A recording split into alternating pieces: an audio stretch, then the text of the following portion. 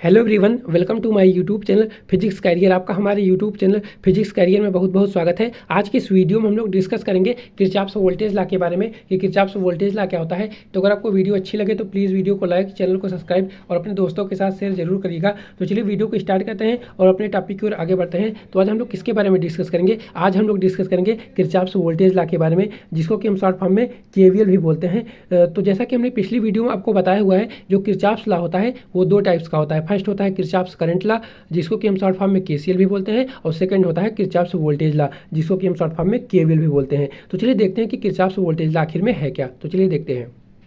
According to this law, the algebraic sum of all the voltages around a closed loop in any circuit is always equal to 0। Means यहाँ पे कहने का मतलब है किसी भी सर्किट में एक क्लोज्ड लूप के अराउंड जो सभी वोल्टेजेस का अलजेब्रिक सम होता है वो हमेशा 0 के इक्वल होता है। यही बोलता है किरचॉफ्स वोल्टेज लॉ। क्या? किसी भी सर्किट में एक क्लोज्ड लूप के अराउंड जो सभी वोल्टेजेस का अलजेब्रिक सम होता है वो हमेशा 0 के इक्वल होता है। यही है किरचॉफ्स वोल्टेज लॉ। तो चलिए हम किरचॉफ्स वोल्टेज लॉ को हम लोग एक सर्किट डायग्राम के थ्रू समझते हैं। तो यहाँ पे हमने एक सर्किट डायग्राम बनाया हुआ है। मान लेते हैं इस सर्किट डायग्राम में एक बैटरी लगी हुई है जिसका कि वोल्टेज V1 है, और यहाँ पे एक रेजिस्टेंस लगा हुआ है जिसको कि हम R1 मान लेते हैं। यहाँ पे कोई दूसरा रेजिस्टेंस लगा हुआ है जिसको कि हम R2 मान लेते हैं, और यहाँ पे कोई एक रेजिस्टेंस और लगा हुआ है जिसको कि हम R3 मान लेते हैं। अब यहाँ पे रेजिस्टेंस लगे हुए हैं तो यहाँ पे कुछ वोल्टेज ड्रॉप भी होंगे। मान लेते हैं यहाँ पे जो रेजिस्टेंस लगा हुआ है यहाँ पे वोल्टेज ड्रॉप हो रहा है V2, और यहाँ पे जो रेजिस्टेंस लगा हुआ है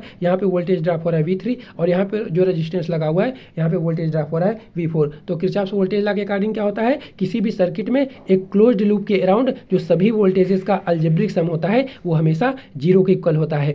क्लोज्ड लूप कहने का सेंस क्या है? क्लोज्ड लूप कहने का मतलब आप जिस पॉइंट से स्टार्ट करेंगे आपको उसी पॉइंट पर आकर एंड करना होगा। मीन्स आप वोल्टेज को जिस पॉइंट से काउंट करना स्टार्ट करेंगे आपको उसी पॉइंट पर आकर एंड करना होगा। इसी को हम बोलते हैं क्लोज्ड लूप। ठीक, तो चलिए देखते हैं। और ये जो शो कर रहा है ये शो कर रहा है कि आपने लूप की डायरेक्शन किस टाइप से ली है, मतलब आपने लूप किधर लगाया। अगर आपने लूप ऐसे लगाया हुआ है तो आपने तो ये शो कर रहा है लूप आपने इधर लगाया हुआ है। अगर आप लूप की डायरेक्शन ऐसे लेते तो मतलब ऐसे अगर वोल्टेज को काउंट कर रहे हैं तो आपको लूप ऐसे लगाना होता। ठीक, तो ये शो कर रहा है लूप की डायरेक्शन आपने लूप किधर लगाया हुआ है। ठीक, तो चलिए देखते हैं किरचॉफ वोल्टेज लॉ के अकॉर्डिंग हमको आगे क्या लिखना है। तो किरचॉफ वोल्टेज लॉ के according according to KVL Kirchhoff voltage law, तो किरचॉफ वोल्टेज लॉ के अकॉर्डिंग क्या होगा, ये जो सभी वोल्टेजेस का अलजेब्रिक सम होगा इस सर्किट में ये क्या होगा, 0 के इक्वल होगा। ठीक, और यहाँ पे हमको वोल्टेज कैसे काउंट करना है आपको ध्यान देना है। आप जब भी स्टार्ट करेंगे जहाँ से वहाँ से जो पहला साइन मिलेगा आपको उसी को काउंट करना होगा, उसी को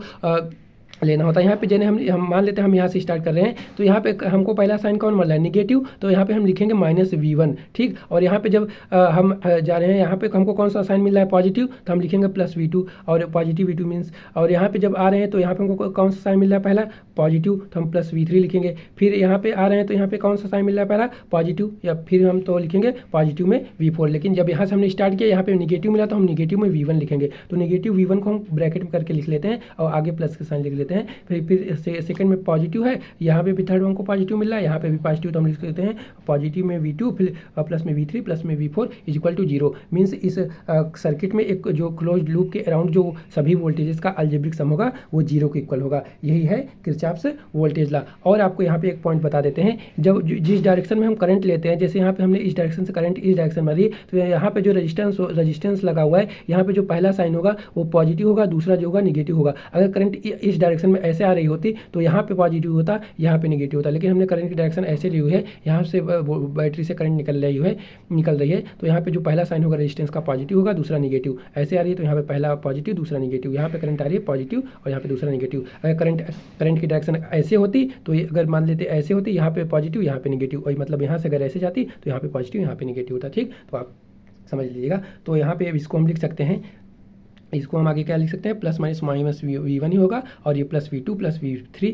+V4 इक्वल टू 0 होगा। ठीक, तो किरचॉफ्स वोल्टेज लॉ के अकॉर्डिंग क्या हुआ, किसी भी सर्किट में एक क्लोज्ड लूप के अराउंड जो सभी वोल्टेजेस का अलजेब्रिक सम होगा वो 0 के इक्वल होगा। ये इस सर्किट के लिए है ये। ठीक, -V1 +V2 +V3 मतलब इनका अलजेब्रिक सम हमेशा 0 के इक्वल होगा, ये इस सर्किट के लिए। अगर हमारे पास किसी भी सर्किट में n वोल्टेजेस हैं, मीन्स हमको कोई जनरल फॉर्म में लिखना हो तो हम कैसे लिखेंगे किरचॉफ्स वोल्टेज लॉ को। तो चलिए देखते हैं। तो हम लिख सकते हैं summation of I equal to 1 to n V I, जहाँ आई शो कर रहा है 1 to n तक, ठीक, is equal to V1 plus V2 plus V3 plus V4 plus dot dot dot plus Vn is equal to 0। Means यहाँ पे कहने का मतलब है अगर सर्किट में n वोल्टेजेस हैं तो उनका जो अलजेब्रिक सम होगा वो किरचॉफ वोल्टेज लॉ के अकॉर्डिंग वो 0 के इक्वल होगा। ये था general form of Kirchhoff voltage law, ठीक। तो आपको किरचॉफ वोल्टेज लॉ अच्छे से समझ आएगा। यहाँ पे एक इंपॉर्टेंट पॉइंट है नोट करने वाला, जो कि कभी कभी कॉम्पिटिटिव एग्जाम में भी पूछ लेता है, तो आप इसको नोट कर सकते हैं।